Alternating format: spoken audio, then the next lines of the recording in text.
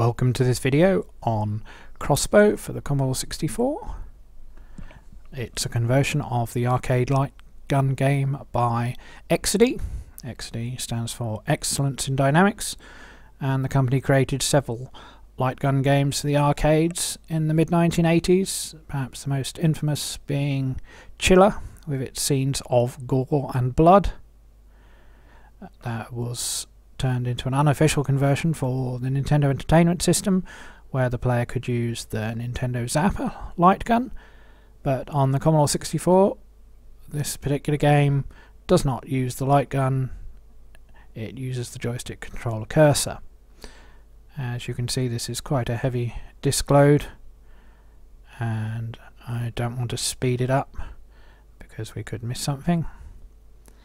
Anyway, this conversion was created by Absolute Entertainment in 1988. The original arcade game was released in 1983. Absolute Entertainment was a company formed by Gary and Dan Kitchen after they left Activision.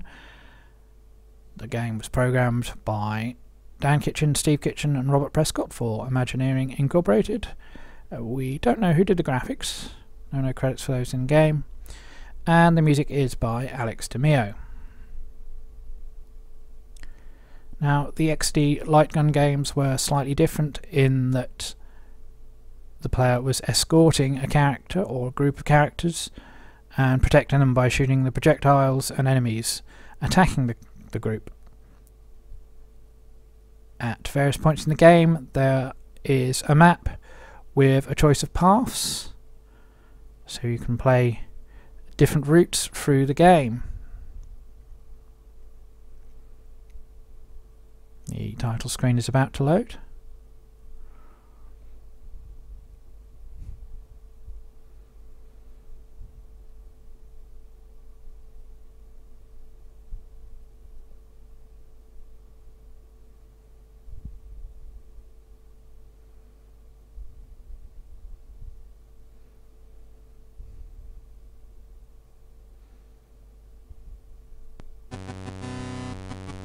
So, published by Absolute Entertainment.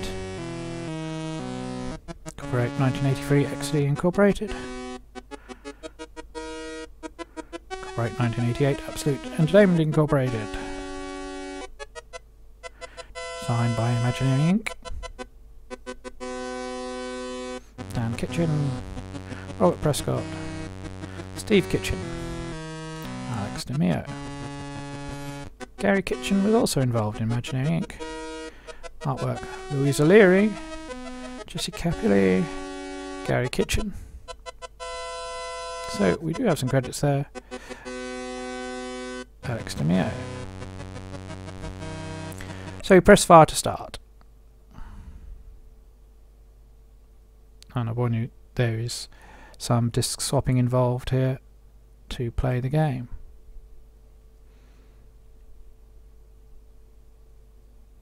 So, shoot a coloured box to select adventure path. Protect your friends from attack. To score points, shoot obstacles and creatures. For bonus points in the next level, get friends safely through the path. Press button to start game.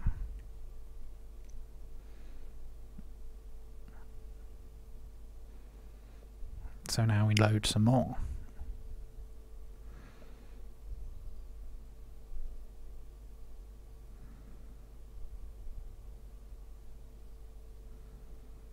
This was typical of some American games at the time, where they did load multiple sections from disk rather than using compression techniques and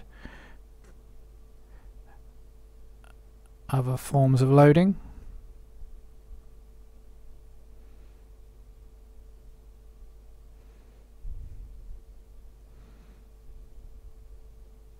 So, adventure here, shoot here to follow the red path, or there to follow the green path. We'll follow the red path on this attempt. Now it says please insert side 2, so I have to use the emulator to attach the second side of the disc. You can't see the menus appearing here. Press the button and it should now load the next section.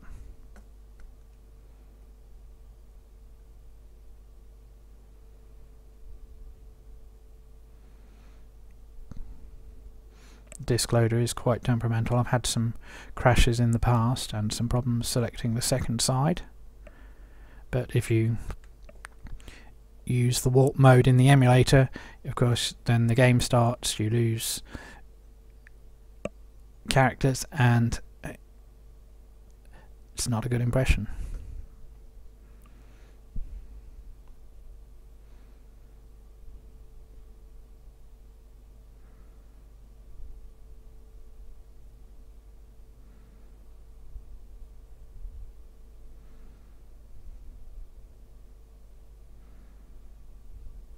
In the Vice emulator, you can actually use a drive indicator which gives you a light showing you when access is taking place. So here's our first character.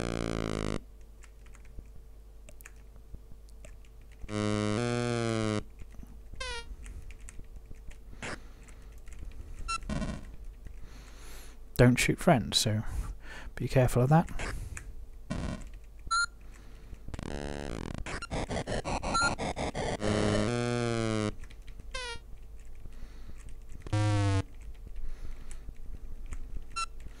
So we've got 2 through so far. See if we can get some more through.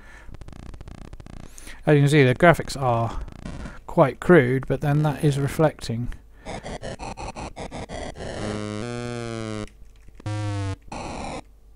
Oh dear, we've lost one. So we get 2 through. And now another load for the map.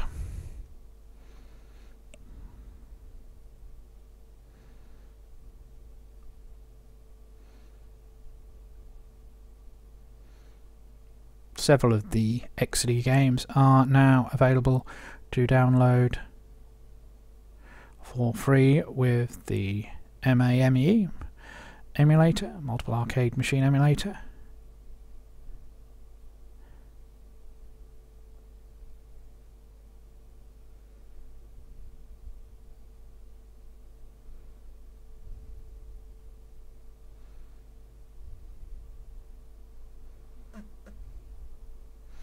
So now you see we have a choice of 3 paths: red, green and blue. I'm going to shoot red again.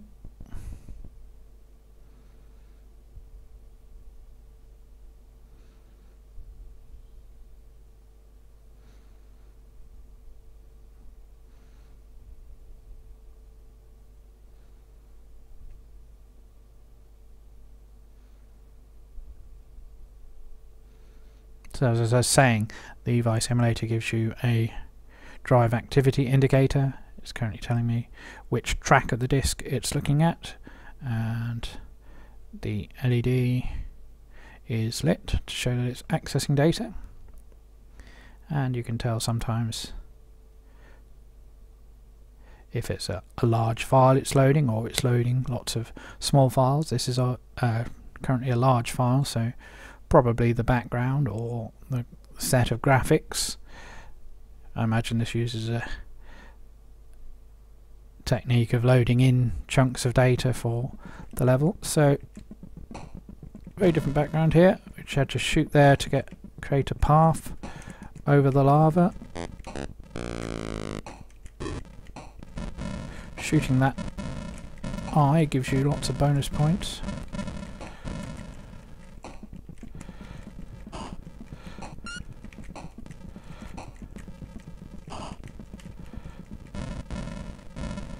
We've got one across.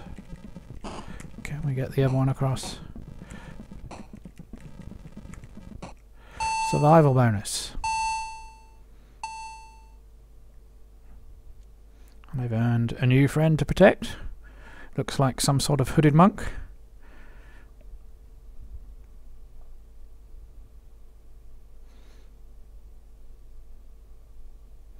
So we're back to the map screen.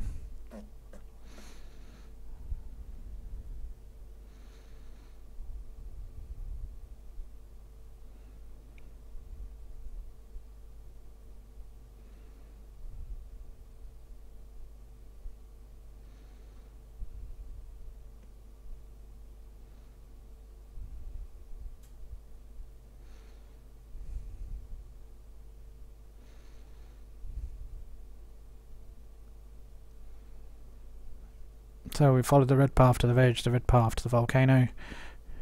We'll follow the red path again. Looks like there's 8 different scenes here to try and complete.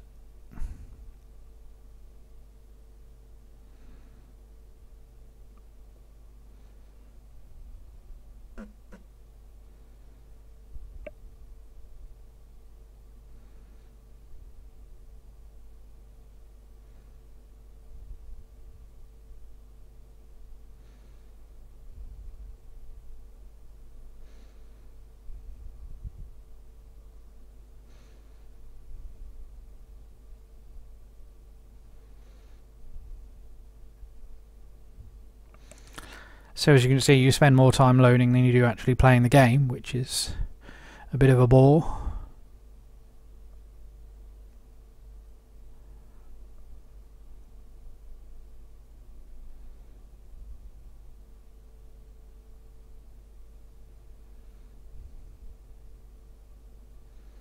So now we're on the bridge overlooking the river. Enemies appearing in the water, and from behind us there's the eye in the sky.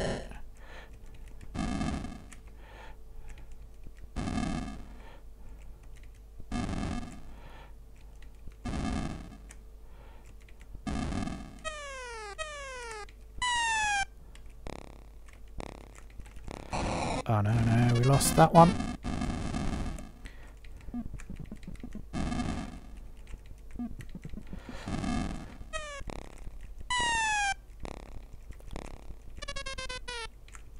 Oh, we've lost that one, so only one survived.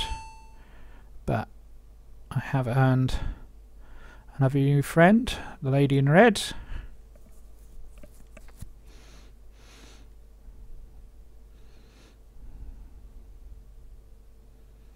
I'm going to walk back to the map. I will follow the red path again, which seems to have taken us back to the volcano.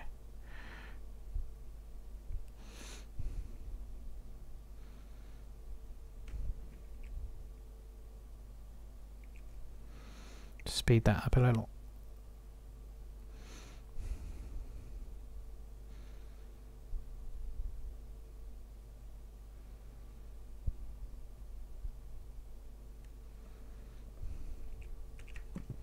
Yes, it is the volcano again. Shoot to make the bridge. There's the evil eye.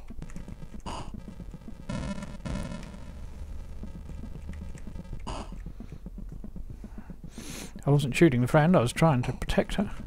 We're going to lose one there.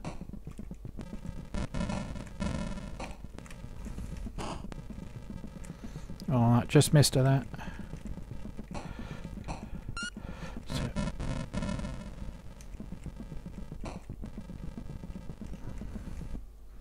So she got across. Didn't intend to backtrack there. So this time we'll follow the green path. We appear to be going back on ourselves here.